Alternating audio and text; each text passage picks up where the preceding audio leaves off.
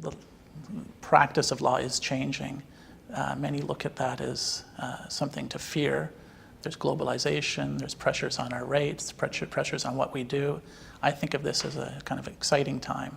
I don't know what I'll be doing in 20 years, but I think if you have a reasonable grounding, surround yourself by good people, you can do pretty interesting things.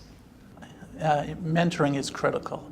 At the end of the day, within a law firm environment or any legal community, it's all about the people. And we always say the only quality we hold is intellectual capital of people. So mentoring to me meant this one lawyer told me early in his professional life, if I'm remembered as a better father and husband than a lawyer, I'll be perfectly happy. There was a certain humbleness to that because in fact he was a tremendous lawyer. But to learn and meet someone early in their career, early in my own career, and have them describe to me, non-legal qualities as being critical, what was important. So I always try to tell the people that I work with, what made you interesting, what got you into law school, what got you into the law firm environment, and what's making you a thriving person is the things you do in addition to law. And many of us get busy with our practice and we forget all about that. And then sometime into the future, we realize, well, those things make us interesting and actually interesting to our clients. So I've tried to be a mentor to younger lawyers and encourage them to be connected with something and a number of things outside of their law practice. One of my mentors who's passed away was named Mike Carmen, and he was the leader of the structured finance group. And he always said that he didn't build a career by charging clients for every 5-minute conversation. And I remember that and I reflect on that. I'm trying to develop a relationship. I'm not worried about every minute of every day and whether I'm talking it.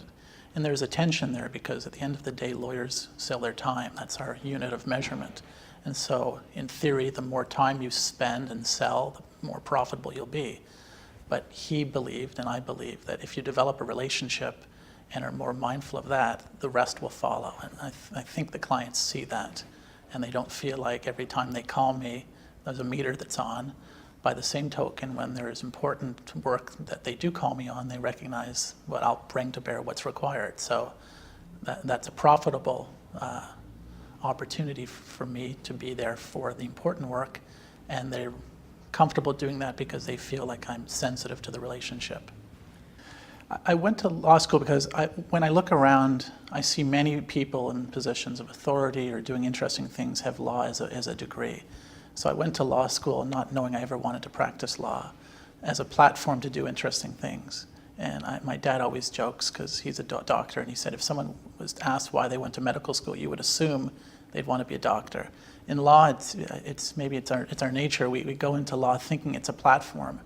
And I actually don't think that's a bad thing because there's an openness to do different things, which I think has served me pretty well when we talk about what my professional life has turned out to be. It's an openness to do things and see where the relationships take me. So I went into law as a platform, and it has served me pretty well.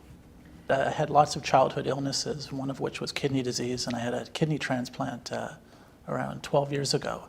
So I think about my parents and the fact that while I was in and out of hospitals, they never made that a burden that changed the way I saw myself and how I interacted with others. So that was part of kind of my background, and I have a sense of my own mortality, which sometimes is morbid, but I think it's actually served me pretty well. I think about life, I value it, I try to do things to cherish every day as much as I can.